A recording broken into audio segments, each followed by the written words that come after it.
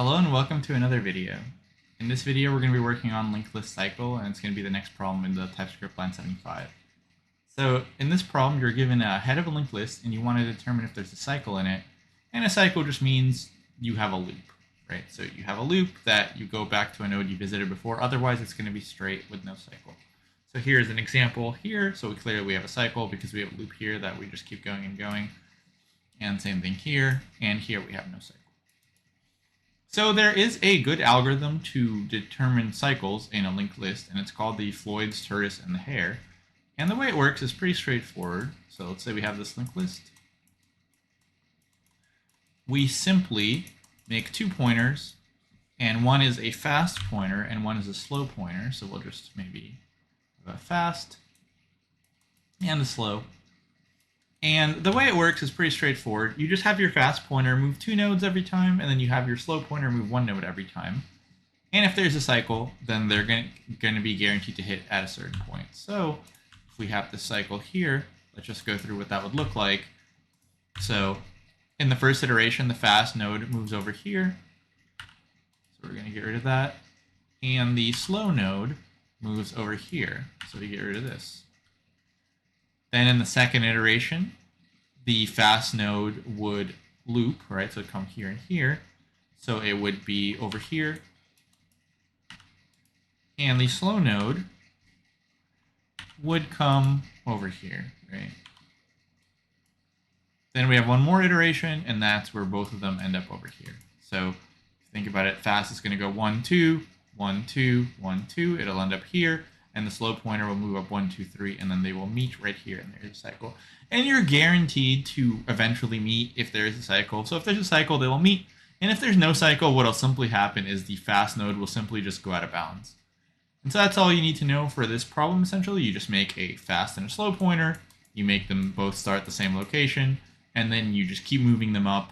The slow pointer will move up 1, and the fast pointer will move up 2.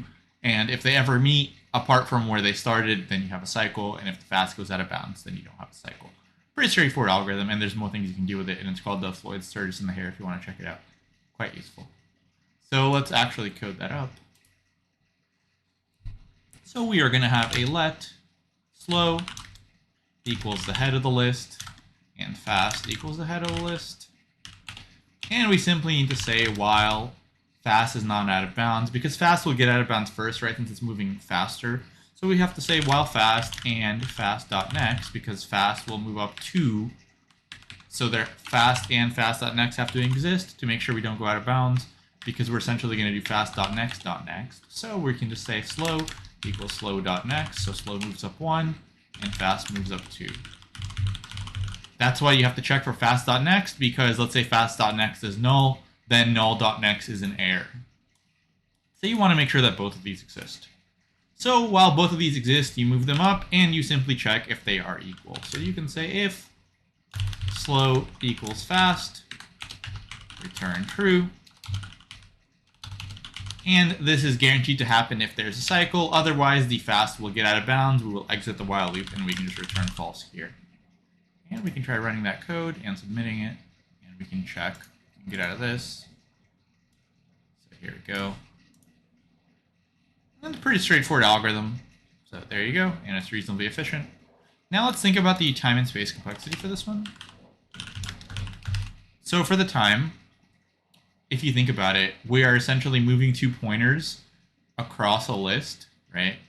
So if it's linear, they will just both get out of bounds, or the first one will get out of bounds. And if there's a cycle, you might do a few loops, but it's going to be like not too many, right?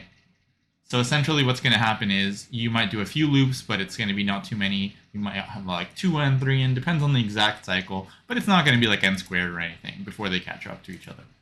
So it's O of n, and the space, because we just made a fast and a slow pointer, regardless of the length of the list, is going to be O of 1 because we just made two pointers, right?